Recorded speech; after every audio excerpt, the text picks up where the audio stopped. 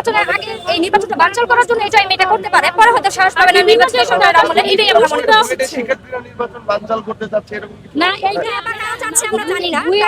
শিক্ষার্থীরা নির্বাচনের আগে এরকম বিষয় না। আচ্ছা আচ্ছা, কি বা কারা চাচ্ছে সেটা তো বুঝতে পারতেছি না।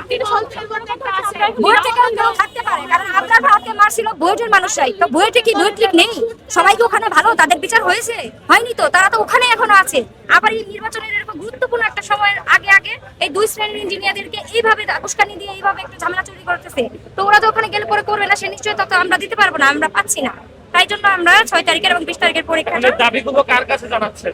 পানি উন্নয়ন বোর্ডের কাছে জানাচ্ছি। এখন আমরা আপাতত পরীক্ষা স্থগিতের যেহেতু দাবি নিয়ে এখানে দাঁড়াইছি, তাই আমরা পানি পানি যারা কর্তৃপক্ষ আছে তাদেরকে জানাচ্ছি।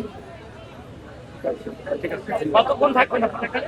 যতক্ষণ আমাদের দাবি না মানা হচ্ছে ততক্ষণ পর্যন্ত আমরা মনে করেন আপনার দাবি আজকে মেনে আপনাদের ডিক্লেয়ার দিবেন। কালকে যেহেতু পরীক্ষা, দাবি তো যেটা করে আজকেই করতে হবে, ওটা করবে। দাবি যদি না মানে কালকে যদি পরীক্ষা হয় তাহলে পরীক্ষায় বসবেন কি? আমরা বসি না, পরীক্ষা বলবে কি? গণভোটে গণভোটে তারা হ্যাঁ পক্ষে, তারা তো ক্যাম্পেইন করছে, করার জন্য চলে গেছে। আমরা 40 লক্ষ স্টুডেন্ট আছি, ডিপ্লোমা ইঞ্জিনিয়ার এখানে।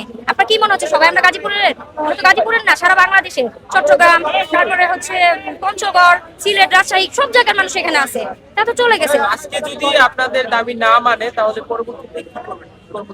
কর্মসূচি আর কি, কালকে পরীক্ষা আছে, পরীক্ষা দিতে হবে না, আর কঠোর আন্দোলনের ডাক দিতে হবে, পরীক্ষা বয়কট।